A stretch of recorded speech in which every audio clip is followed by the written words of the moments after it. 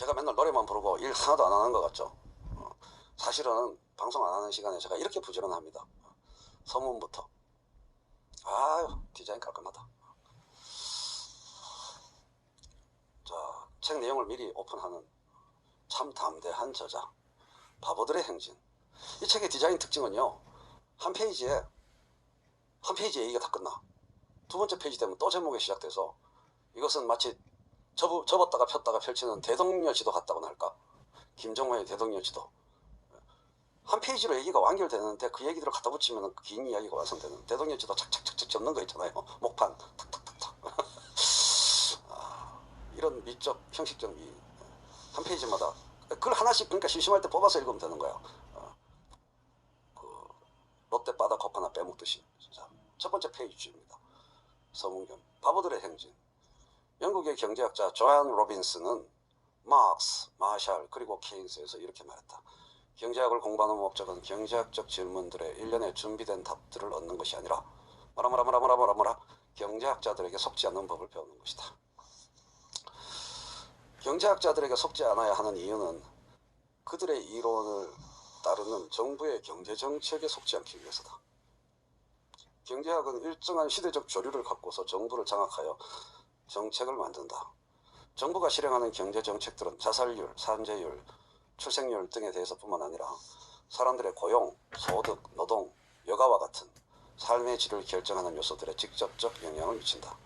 시민들이 자신의 삶을 해치거나 파괴하는 경제정책으로 일관하는 정치인과 대통령과 관료들을 열심히 칭송하고 지지한다면 그것은 바보들의 행진이라고 볼 수밖에 없다. 나는 이 바보들의 행진을 안타까운 마음으로 지켜보다가 시민 정치 경제학 에세이를 써야겠다고 마음먹었다.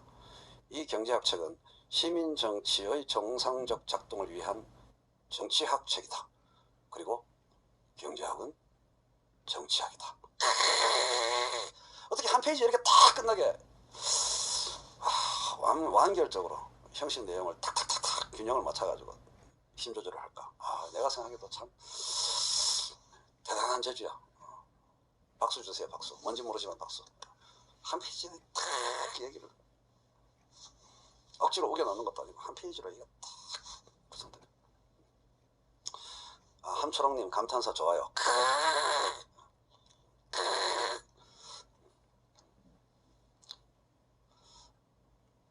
성격이 결벽증이 있어가지고 억지로 페이지 메꾸지도 않고 페이지가 헐렁하게 남지도 않고. 박동훈님 어서오세요. 자, 이제 바보들의 행진을 멈춰야 되기 때문에요. 바보들의 행진. 그래서 우리가 지켜봤던 바보들의 행진만 쓰면은 그냥 책 한 권 나와요. 자, 그럼 이제 두 번째 페이지. 경제학과 정치경제학. 제가 부분적으로 말씀드렸습니다. 철학은 옛날부터 지금까지 언제나 철학이라는 이름으로 불렸다. 필라소피, 사회학, 정치학, 법학, 물리학, 수학도 늘 같은 이름으로 불렸다. 그런데 유독 오로지 경제학만 명칭에서 중대한 변화를 겪었다. 자, 이제 여러분들이 꼭 이제 외워둬야 하는 이름이 있습니다. 고전파 경제학. 따라해보세요. 처럼 따라해보세요. 고전파 경제학. 낯설고 불편하고 생경해도 일단은 외워둬야 돼요. 고전파 경제학. 굉장히 중요합니다. 고전파 경제학. 그냥 기본으로 외워둬야 되는 거예요. 아베체대 ABCD처럼 고전파 경제학. 그건 외워둬야 돼요. 고전파 경제학. 그래야 책 읽는 게 쉬워져요. 제 책뿐만 아니라 여러 가지 경제학 책을 접할 때, 거시경제 이야기할 때, 고전파 경제. 원래 고전파는 참 좋은 거죠. 우리 클래식 음악, 고전 음악, 클래식. 고전파 경제학이 이름이 되게 멋있는데, 고전파 경제학이라는 6글자에서 여러분이 느껴야 될 이미지는, 제가 권하는 이미지는 꼴통. 고전이라는 것은 보통 좋은 겁니다. 오래 가고 보편적이고. 그런데 경제학에서 고전파 경제학이라는 6글자를 접하시면 여러분 일단 고전이라는 그 단어에서 꼴통이라는 느낌을 받으시면 돼요. 쫄지 마시고 고전파 경제학이라는 말에서 어떤 느끼는 어떤 고아한 정치, 왠지 그 우아한 느낌, 권위 있어 보이는 느낌을 받지 마시고 꼰대 꼴통 일단 그런 느낌으로 받아들이셔야 돼요. 고전파 경제학이 누구냐? 그러니까 오리지널이라는 거죠. 최초의 경제학은 학문 역사가 제일 짧으니까요. 모든 학문 중에서 철학이나 뭐 물리학이나 수학이나 이런 거는 엄청나게 긴 역사를 자랑하는데 경제학은 몇백 년, 300년밖에 안 돼요. 경제학은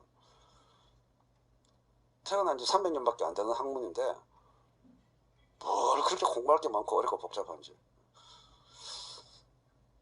그래서 고전파 경제학은 시작 경제학이라고 할 수 있죠. 경제학 시작 단계의 경제학. 300년, 200년 전의 경제학을 말하는 겁니다. 시작 단계의 경제학, 꼴통 경제학. 그럼 대빵이 누구겠어요? 고전파 경제학의 대빵. 정말 시민들을 위한 경제학 강의를 내처럼 재미나게 하는 사람 없을 것 같아. 내처럼 또 자기 자랑 많이 하면서 할 사람도 별로 없을 텐데. 아담 스미스입니다. 고전파 경제학의 시조, 비조, 할배, 원조 아담 스미스입니다. 경제학을 여신 분이죠. 경제학의 세계를 연 겁니다. 그래서 이 아담 스미스의 직속 제자가 누구냐? 직접 가르치진 않았지만 아담 스미스에게 영향을 받은. 그래서 고전 경제학자는 고전파 경제학의 첫 번째는 아담 스미스요. 그 다음에 리카도입니다. 리카도.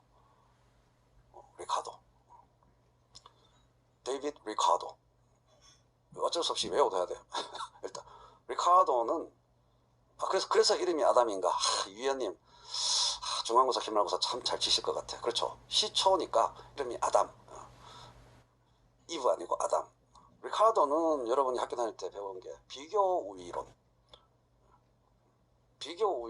무역에, 국제무역에 있어서 이 나라한테는 이거를 수출하는 게 유리하고, 물론 딴 나라도 이거를 만들 수 있지만 이 나라는 이게 비교적으로 우위에 있고 저게 비교적으로 열위에 있고, 그래서 두 나라가 서로 국 먹고 알 먹고 서로 무역을 하면 좋다.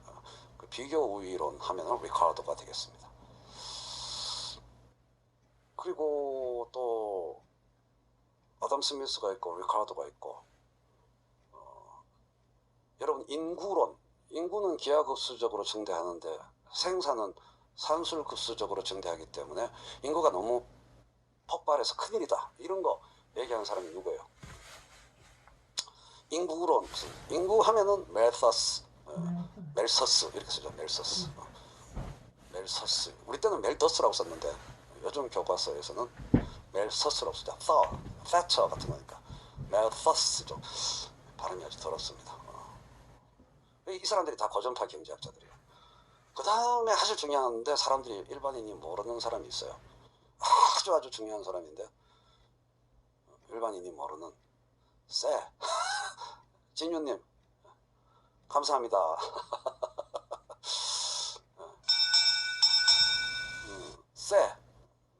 이름이 세하죠. SAY 프랑스 사람이에요. 발음이 우리는 보통 say라고 하는데 그거는 이제 영어식 발음이고 SAY 프랑스어 발음으로 세라고 쓰면 좀 좋은데 이것도 외려 표기법 때문에 이렇게 발음이 경험 표기를 안 받아들이잖아요. 전규원님 어서 오세요. 이렇게 쓰면 그 사람 이럴 텐데 사람 이름을 얼마나 희망이가 없어요. 그 책 활자가 쫙 있는 책에 새가 말하길 이상하잖아. 새는 이렇게 주장했다. 빗물이 새냐 뭐냐 이거 세냐 힘이 세냐 이거 굉장히 참 껄쩍지근한 사람 이름이에요.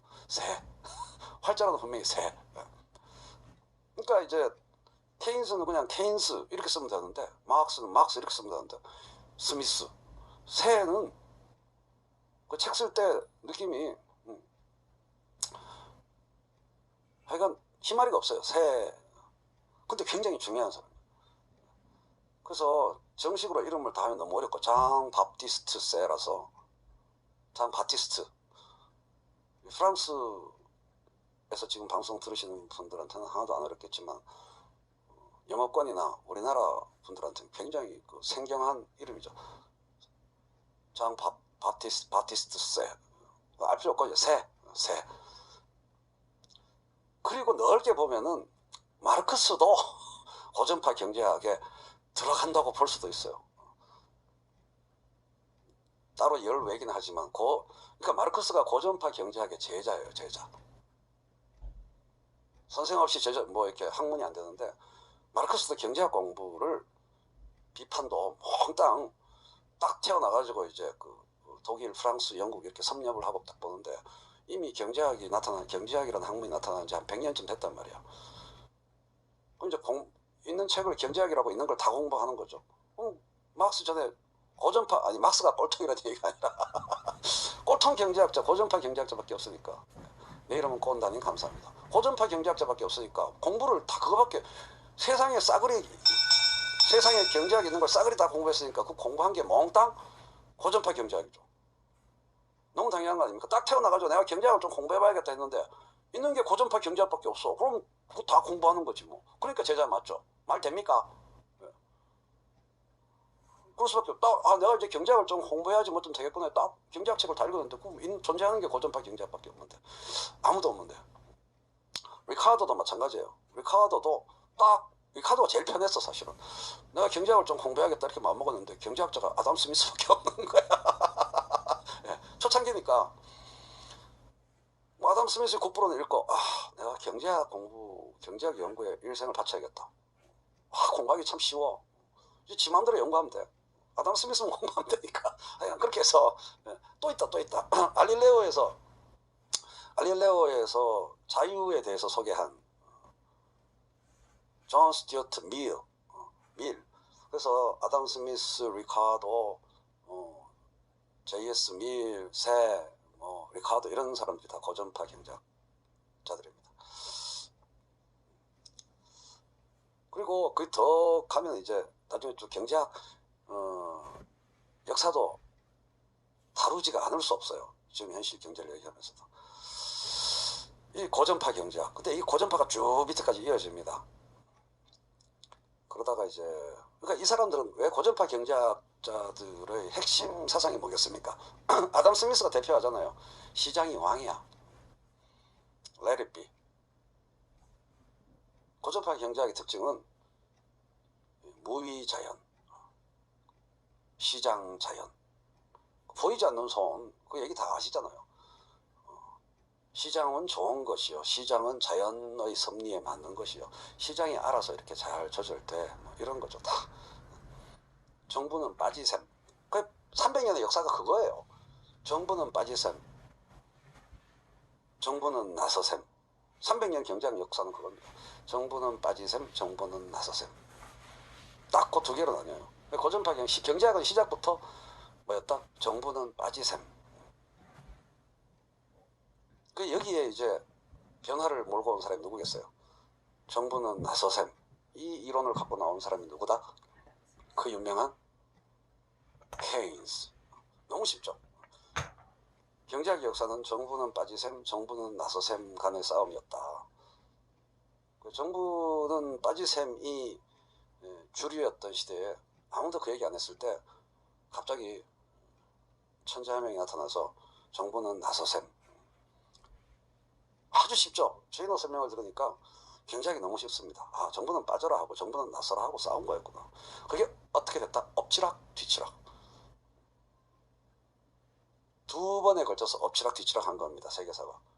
처음에는 당연히 시작에는 정부는 빠지셈, 그 다음에는 정부는 나서셈, 케인스주의, 그 다음에 다시 정부는 빠지셈, 신자유주의. 이제 이해되시죠? 고전파 경제학의 부활입니다. 그죠? 다시 정부는 빠지셈. 이제 지금 다시 이번에는 정부는 나서셈. 너무 쉬워. 300년이 다 정리돼요. 정부는 빠지셈 했다가 정부는 나서셈 했다가 다시 정부는 빠지셈에서 1980년대부터 정부는 빠졌다가 다시 또 정부가 나서야 될 때가 2008년 금융위기로.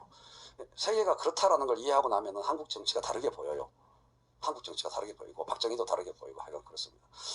자, 그래서 방송 좋은데 오늘 그래가지고 고전파 경제학자들은 자기들이 하는 학문을 뭐라고 불렀냐?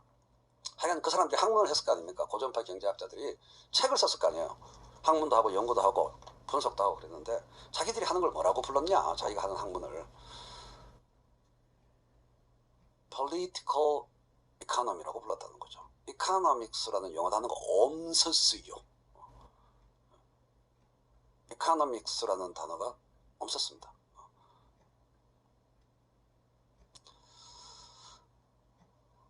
political economy라는 말을 썼어요. 이 꼴통님들은. 그래서 책을 보면은 다 principles of political economy.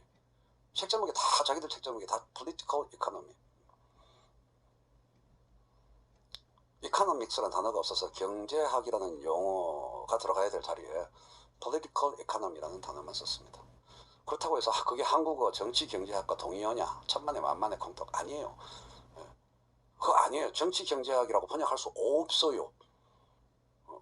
제가 번역가로서 말씀드리면 political economy라는 단어가 있었을 뿐이지 그거를 우리가 한국말로 정치 경제학이라고 말한다고 해서 같은 뜻이 아니에요. 완전히 서로 다른 단어예요. 우리가 정치적인 경제학 이렇게 번역한다 하더라도 이 영국 사람들, 미국 사람들이 political economy 했을 때 전혀 다른 뜻이야. 왜 그러냐 하면은 economy라는 단어가 원래는 돈 아껴 쓰는 법, 알뜰한 살림살이 이런 뜻이거든요. 그리스 때부터 수천 년 전부터 economy라는 서구어가 갖고 있는 단어 뜻이 우리말의 경제학, 경제 이거하고 달라요. 살림살이, 살림살이 하면 아껴 써야죠. 살림 이런 뜻이고 근데 아담 스미스가 다루는 거는 자기가 쓰고자 하는 이야기는 국부의 원인 이거는 살림살이 얘기가 아니잖아. 그러니까 economy라는 단어가 덜 떨어진 단어인 거예요. 18세기에. 그러니까 사이즈가 되게 작은 얘기야. 그리스 시대 때부터 썼던 말이니까 쪼맨한데 이렇게 살림살이 사는 이런 얘기인데 자기가 스미스가 쓰고자 하는 얘기는 대따 큰 얘기잖아요. 나라 살림살이. 내가 얘기하는 건 가정 살림살이가 아닌데 도메스틱 이코노미가 아닌데 나는 나라의 부에 대해서 말해야 하고 싶은데 국부, 나라의 부에 대해서 세계의 부에 대해서 말하는 그것도 한 나라도 아니고 나라들의 부입니다. 원래 그 아담 스미스 원전을 보면 네이션즈예요. 여러 나라들의 부의 본성을 다루는데 내가 없어 보이고 이코노미라는 단어를 쓰려니까 안 맞는 거야. 내게 사이즈가 크다. 빅 사이즈 이코노미, 빅 사이즈 살림살이에 대해서 내가 써놔라 해서 political economy. 이제 뜻이야. political이라는 뜻이 그냥 빅이라는 뜻이에요. 빅. 느낌 오셔요? 빅 이코노미라는 뜻으로 political economy라고 쓴 거예요. 그것이 매크로 이코노미를 다루는 학문이다. study of 매크로 이코노미. 느낌 오시죠? 그 뜻이지. 우리가 그걸 한국어로 정치 경제학이라고 번역한다고 해서 여기까지 설명을 듣고 나니까 전혀 같은 뜻이 아니구나. 이해되시죠? political이라는 영어 단어도 느낌이 우리가 느끼는 정치적하고 영국, 미국 사람이 느끼는 political이라는 의미하고는 전혀 달라요. 영국, 미국 사람들이 느끼는 political이라는 것은 외교적이라는 단어도 뜻도 포함되고 사회적이라는 뜻도 포함되고 두루두루 사람 사이의 관계다 이런 뜻도 포함되고 그래서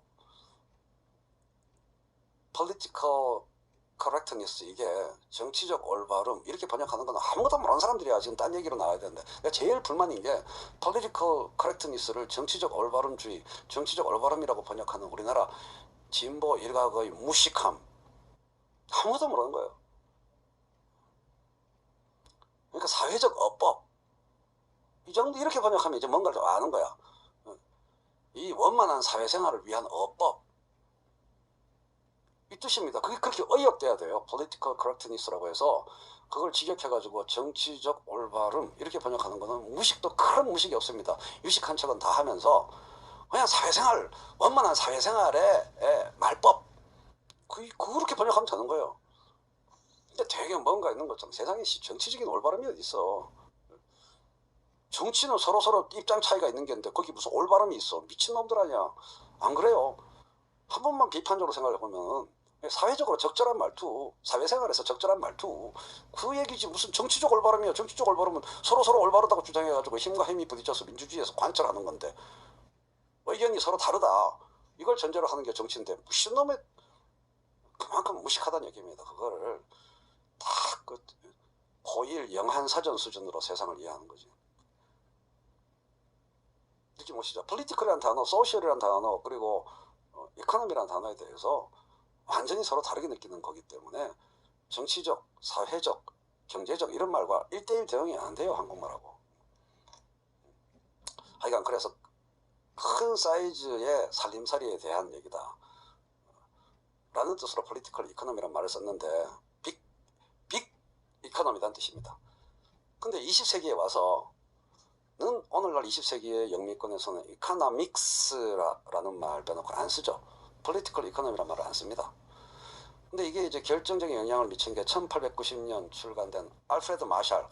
경제학 공부할 때 여러분들이 이제 공부하기 싫어지는 게 아까 그 사람들 이름 외우는 것도 힘들어 죽겠는데 리카도, 멜서스 이거 외우는 것도 힘들어 죽겠는데 힘들어 죽겠는데 또 사람 이름이 너무 많이 나와. 근데 그래봤자 30명도 안 돼요, 알아야 될 사람. 쫄지 마시고요. 마샬. 또 모르면 안 되는 이름이야. 이게 마샬, 알프레드 마샬. 여러분이 아는 그 경제학 하면 생각나는 곡선이 뭡니까? 우리 중고등학교 때 경제 배울 때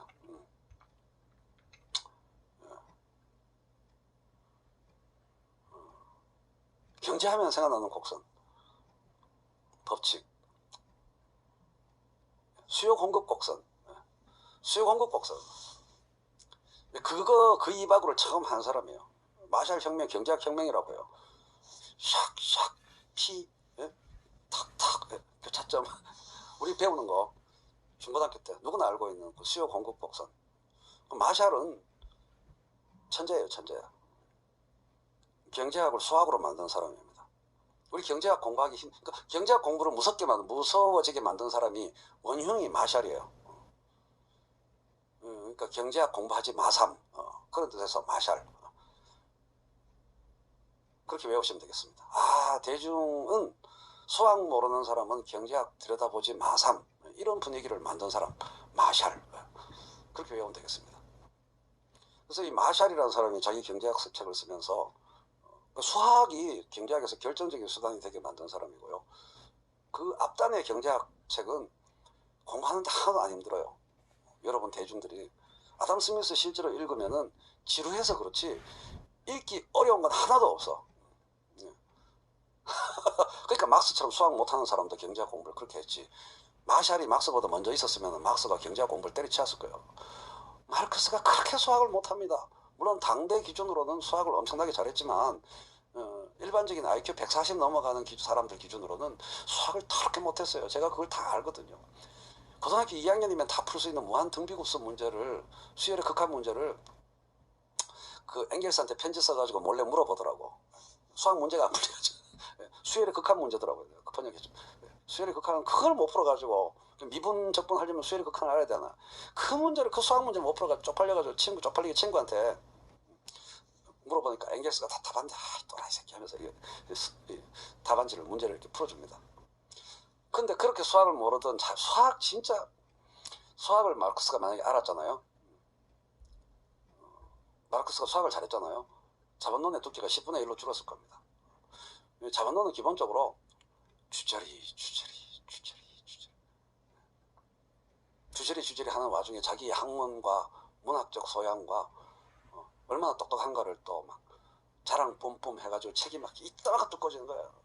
1권, 2권, 3권 합치면 이만큼. 또 잉여가치 학설사라고 또 이만큼 있어요. 주저리.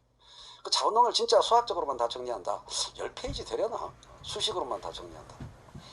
10페이지도 안 될 거예요. 10페이지면 그냥 남을 거야 아마. 자본론 2권 같은 경우에는 A4용지 앞뒤 2페이지면 끝날 거예요. 그걸 말로 주저리. 근데 그런 마르크스조차 경제학 공부하는데 아무 에러를 안 느꼈어요. 왜? 자기 앞단의 고전파 경제학자들도 주저리 써놓긴 마찬가지거든. 수식이 안 나와요. 이게 그러니까 이런 사람이 있는데 이 사람이 이만큼을 이렇게 만든다고 하자. 이렇게 만든 거를 어디 갖다 판다고 하자. 그러면 그 사람은 돈을 이렇게 써가지고 이렇게 쓰면은 이 돈은 이 사람한테 이렇게 올 것이고. 여러분들이 이해하기에 너무 좋겠어요. 고전 아담 스미스를 다 읽어본 적이 없는, 별로 그런 분들이 별로 없을 텐데 사실은 무지하게 너무너무 자세해. 수학 모르는 사람들에서 자 이렇게 농부가 있는데 부족한 주인이 있는데 돼지 고기 2근을 이렇게 해가지고 이런 전부 그래요 진짜. 거기 고전파 경제학자들 책을 제가 거의 다 구경했는데 저처럼 수학 못하는 사람이 쫀쫀하게 따지기 좋아하는 사람이 하나씩 따라가서 이해하기에는 굉장히 쉽습니다. 그래서 수학 못하는 막스도 다 읽었어요. 다 읽고 다 이해하고 그렇게 해서 이제 자본론의 부재를 모르실 텐데 자본론은 그냥 캐피털, 다스 카피탈 이게 제목 다라고 생각하실 텐데 부재가 있습니다. 부재가 political economy 비판이에요. 그러니까 자기가 배웠던 경제학 다 정리하겠다 이거지. 이해되시죠? 자기가 공부했던 경제학 총정리란 뜻입니다. 사실은 critic, 대야, politician, economy 이렇게 되어서 그냥 한글로 그냥 옮기면은 정치 경제학 비판 이렇게 하지만 그 뜻은 뭐냐? 내가 배웠던 당대의 경제학 몽땅 총정리, 크리티크라는 말이 그런 거니까 요거는 옳은 얘기고 저거는 틀린 얘기고 이렇게 정리하는 게 크리틱이거든요. 비판이라는 게. 크라이티어리아, 기준을 세워서 선을 그어서 요거는 참 잘한 얘기고 요거는 참 못한 얘기고 그러니까 자기가 공부한 건 총정리란 얘기야. 빅 사이즈 경제학 총정리 말 되죠? 빅 사이즈 이코노미 총정리 계속 그래서 폴리티컬 이코노미란 말을 썼어요.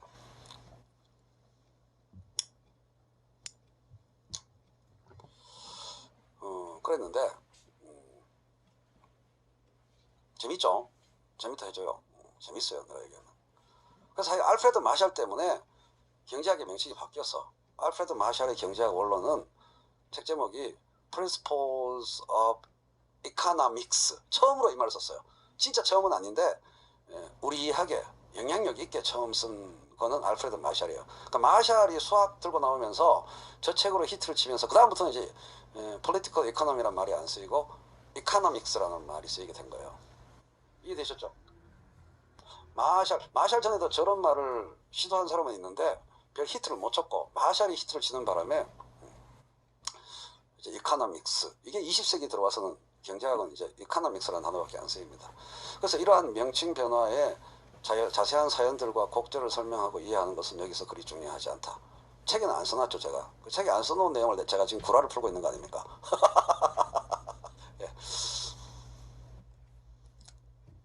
그러니까 이런 사람이 이제 헛똑똑인 거야.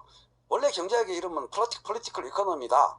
폴리티컬 이코노미 오리지널을 살려야 된다. 반은 맞고 반은 틀린 얘기예요. 그러니까 그렇게 쉽게 얘기할 수 없다고. 폴리티컬 이코노미란 말을 살려야 된다. 영어권에서. 그래서 이제 우리가 정치 경제학이란 말을 써야 된다. 이게 좀 황당한 얘기야. 느낌 오시죠?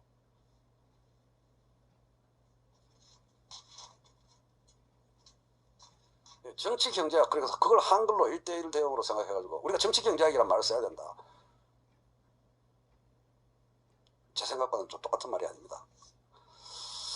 그 마샬이 일부러 뭐 저랬다 그런 건 아니죠. 하여간 근데 이거를 이 명칭 변화가 뭐 때문에 어째서 뭐 때문에 왜 일어났는지를 이해하는 게 훨씬 중요합니다.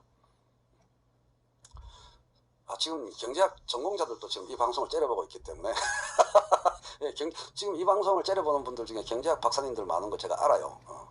피팅 하시면서 이 새끼가 제대로 떠드나 뭘 알고 떠드나 이렇게 보고 계실 텐데 그래서 더더욱 재미가 있군요. 방송하는 차로서는. 서양에서 발생한 경제학 명칭의 변화는 기본적으로 경제학의 범위와 대상을 좁히려는 시도에서 비롯된 것이다. 요겁니다. 그러니까 방중술 그거 이제 아니야 방중술 아니고 방한경제, 집안경제 그것만 다루던 거에서 빅사이즈 경제로 갔다가 다시 줄이는 겁니다. 이코노믹스는 시장으로 국가까지를 두루두루 포함하는 큰 경제학을 사람 마음까지 도덕까지를 포함하는 아담 스미스 보면 그렇잖아요. 사람의 도덕 또 국가 정부까지를 포함하는 큰 경제학으로 커져가는 과정에서 폴리티컬 이코노미란 말이 만들어졌는데 그걸 다시 줄이는 거야. 그럼 다시 집안으로 줄이자는 얘기가 아니고 어디로 줄이자? 경제학의 대상을 뭘로 줄이자는 얘기죠. 그 이코노믹스라는 말은 무슨 목적으로 단어를 그렇게 좀 바꿨을까? 마샬이 시장으로. 경제학의 대상은 시장이다. 세상이 아니고 경제학의 대상이 세상인 거. Political Economy의 뜻은 세상 사이즈의 경제학을 말하는 거고요. Economics가 지향하는 것은 시장만이 대상이다. 시장이 경제학의 연구 대상이다. 시장학으로 바꾸는 겁니다. Economics는 경제학을 시장학으로 바꾸려는 시도. 사람의 심리도 없어요. 심지어는 그 전제는 사람의 심리, 사람의 무슨 별난 취향, 뭐 그런 사람이 다 똑같은 사람이고, 개미, 실험실 개미처럼 사람을 바라보는, 시장은 기본적으로 사람들로 이루어져 있는데도 불구하고 시장 속의 인간이지 진짜 살아있는 인간이 아니에요. 이코노믹스에서 다루는 인간은 그러니까 이제 나중에 보는 그런 경제 현상, 예를 들어서 명품이 졸라 비싸잖아요. 원래 비싸면 잘 안 팔려야 되나? 응? 이 아주 쉽게 이해할 수 있는 게 뭐냐면은, 비싸게 걸수록 배블론 효과 같은 게 설명이 안 되는 거야. 자랑하고 싶어가지고 말도 안 되게 비싼 필립 파텍 시계 같은 거 뭐 억 단위 넘어가잖아요, 시계가. 그렇다고 해서 시간이 잘 맞냐? 시간이 잘 맞는다는 보장도 없는 그 시계를, 기능도 별로 없고 근데 억 단위 넘어가고, 명품이 설명이 안 되는 거죠. 수요 공급 곡선에 따르면은, 응? 그 수요 공급 곡선의 핵심은 가격이 독립 변수고, 수요 공급이 거꾸로 이렇게 이해할 수 있어요. 가격을 내리면은 수요가 많아지고, 가격을 올리면 수요가 줄어야 되거든. 근데 그 법칙이 전혀 안 맞아요. 그런 식으로 희한한 인간들은 그건 희한한 걸로 배제하는 겁니다. 그러니까 시장학으로 쪼그라든 경제학은 희한한 인간 행동을, 그거는 예외다라고 빼버려요. 모든 인간이 평균적으로 똑같은 계산을 하고 산다라는 전제를 깔아놓고 시장학을 작동시키는 거예요. 근데 배블론 효과처럼 비쌀수록 더 팔리는 거, 그런 희한한 현상만 있는 게 아니고 너무 많고 다양한 희한한 인간 행동들이 있거든요. 그래서 심리학의 그 20세기, 21세기의 발전도 반영되어 있지 않고 완전히 기계적 시장학이 돼버리는 거예요. 인간을 인간 그 자체로서 바라보지 않는 겁니다. 이런 인간이어야 돼. 그러니까 이코노믹스에서 얘기하는 법칙이 맞으려면, 그거가 정당하려면 이런 인간이어야 돼. 모든 인간이 이런 인간이다가 아니고 모든 인간은 이런 인간이어야 돼. 이런 인간이란 전제를 깔고 그 법칙을 만들어 놓는 거야. 그러니까 삑사리가 계속 나는 건데, 삑사리 나면 이건 잘못된 거야. 이건 삑사리가 잘못된 거지 자기 이론이 잘못된 게 아니야. 자기들 이론을 벗어나는 일이 생기면 그게 잘못된 거지 자기들이 이론이 잘못된 건 아니다가 돼요. 그 수학을 작동시키려면은 인간이 다 똑같다라는 전제를 깔아놔야 되거든.